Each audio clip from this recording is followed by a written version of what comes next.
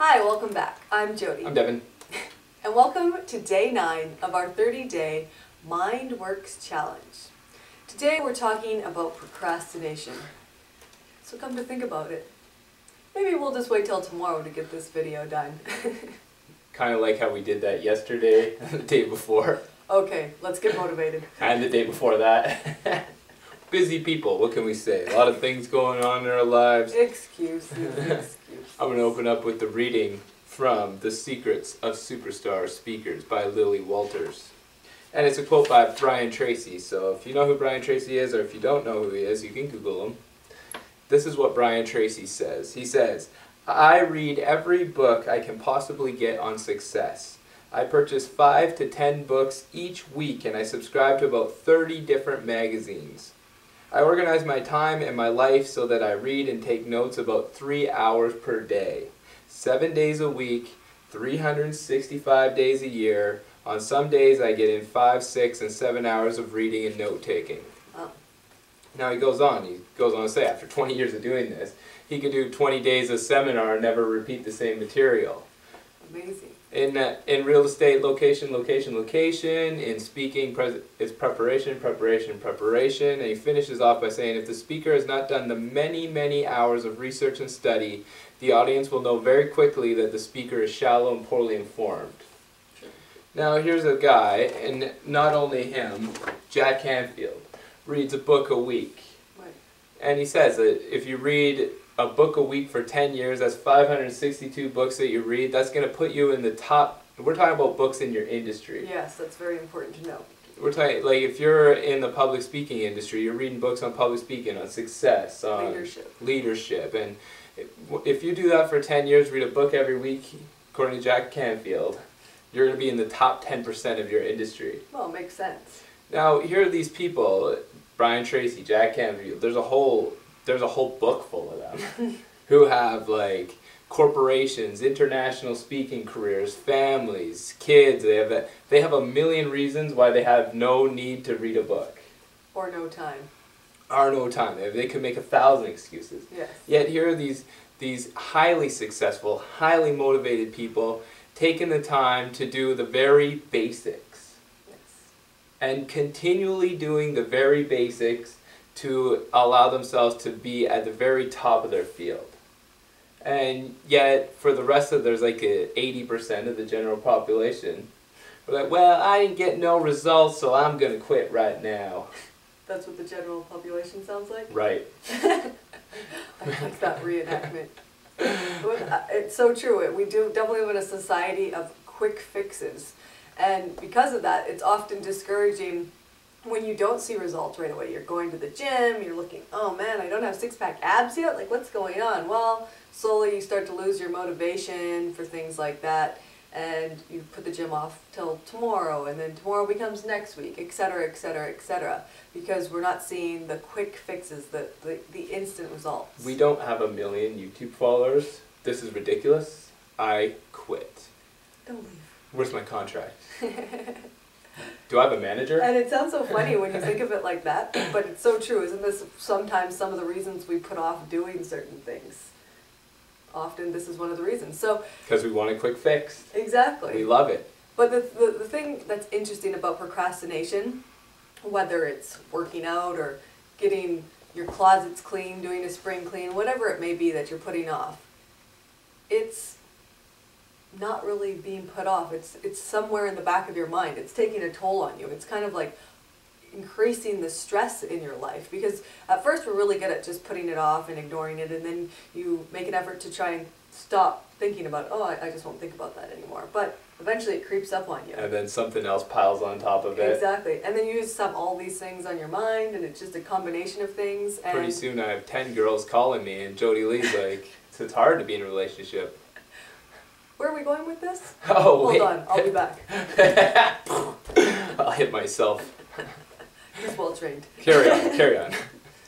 So, now I lost my train of thought. What was the point that I was making? Just that we stress ourselves out needlessly when we could be just getting the task done. Now, sometimes that seems easier said than done.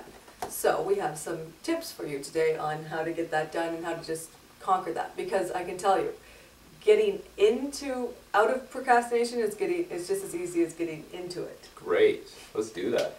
So the first thing you want to do is make a list. That's right. Make a list. And this list is going to be all the things you are currently procrastinating. And besides each of those things that you're procrastinating, I'd like you to write in brackets how long you've been procrastinating it for. 10 years. 2 months, whatever it is. Yeah. Write that. And also how long it's been taking a toll on your mind. So even if it's in the back of your mind, it's taking a toll on it. Just how long it's been there, lingering in your mind and in your life. Great. Now once you have that list, I want you to take one thing from that list, maybe the first thing you wrote down, and conquer it. And how we're going to conquer it, and you can do this eventually through your whole list, is we're going to learn, like we did kind of with our goals, on chunking it down, how to chunk it down, how to make it more manageable. So, say for example, you wanted to paint your door that you've been putting off, and you feel guilty about it, you feel terrible, you're embarrassed by it every time your friends come over, but somehow you manage to not think about it yourself when you walk by that door. Well, let's write that down.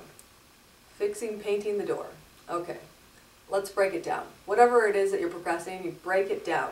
How many steps is it going to take to really, what will it take to get this accomplished? So with painting a door, okay, the first thing is picking a color. And write down in brackets how long you think this will take. 10 minutes, for example. 14 hours if you're Jody Lee.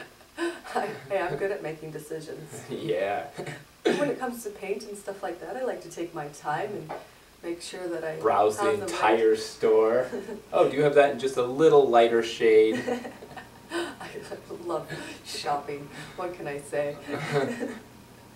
And interior design. So, anyway, now I go on with my big so's. Carry on. Okay, so step number 2 would be, does this need to be primed or sanded? And how long will that take? In brackets. Number 3, when will you be able to get this done? What supplies will you need, etc. How long will that take? Number 4 is like getting the supplies and actually getting everything that you need. How long will that take? And number 5 is actually getting it done, painting it, etc. How long is that, priming it? How long is that going to take? So here you have a list of 5 things. Depends on your actual item that you're procrastinating, how many items you'll be able to chunk it down to.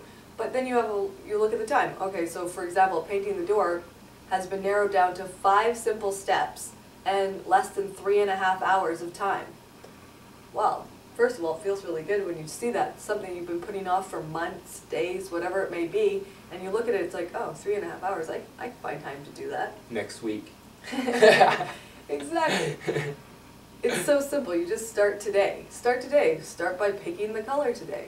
Then getting the supplies, whatever it is, and making a date to actually accomplish it and finish it. You'll feel so much better. Yeah, the important thing is just do one thing at a time.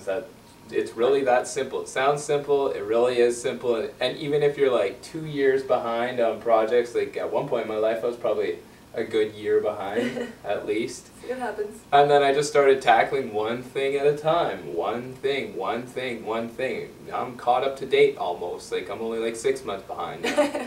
It's not too big of a deal. And another important thing is like let's just take a second to allow yourself to think about whether you are away motivated or whether you're towards motivated. Right. And if you're towards motivated, that means that you're looking for the benefits. You're in it, you want to get to the bigger picture, you see the vision, you have your dream, and that's what motivates you. Other people, you can be away motivated. And away motivated is about, what's the word? Consequences. Consequences. You're trying to avoid the consequences. You want to avoid going there. So because you want to avoid going there, you know that you're motivated to even just work forward, and you may not know exactly where you're going, but you know that you want to avoid going there. Yeah, it's true. It's just like the simple, people break it down to pleasure versus pain. Some people are motivated towards pleasure, some people are motivated away from the pain. And I'm into both. Sometimes, yes, and a lot of people are both away and towards motivated. But oftentimes you'll have one that's a little stronger than the other. And some people think that because you're away motivated that it's not a good thing because you're away from the pain and you're focusing on that, what you don't want in a sense. But either way, it's a form of motivation. I think it doesn't really matter whether you're away motivated or towards. If you can figure that out, it's actually quite beneficial because you'll be able to get your motivation levels up, up, up. Increase them. Pain is pleasure. For some people. Excellent. And actually we're going to post a little exercise for you to do that you can just further exactly increase your motivation towards your procrastination. Yeah, so you can just see what you're doing. Look at how you can chunk it up. It's just a very simple 6-step plan that you can write out, and it helps you with the whole away and towards motivation. Just really getting into that procrastination and figuring out what it is that you need to do to further develop the skills we've already taught you. And if Brian Tracy and Jack Canfield and all these guys can read 3 hours a day and hold everything else in their entire life, there's really no need for us to make excuses. So true. Because so often it's so easy for us to be like, oh, well, I'm tired, I'm this, I'm that, I just had a long day, I just want to put the kids to bed and feed them and have sex. take time for myself. But oftentimes we find 4 hours of time to go on Facebook or watch TV. Yeah. What if you just took one of those hours and did some of these exercises and helped you conquer your procrastination? Exactly. How much better would you feel? It'd be pretty amazing. So we're going to write that at the bottom of this video. It'll be available on our website under the video, the 6 steps to overcoming procrastination, just in case you need more. Knowing how simple it is now, you can allow yourself to go out and achieve the things that you would like to achieve and accomplish some of those things that you have been really putting off that you are now going to go forward and strive to do. Yes, and you can notice where your procrastination is gone now. Ooh, knowing that you are fabulous. Thank you. So are you.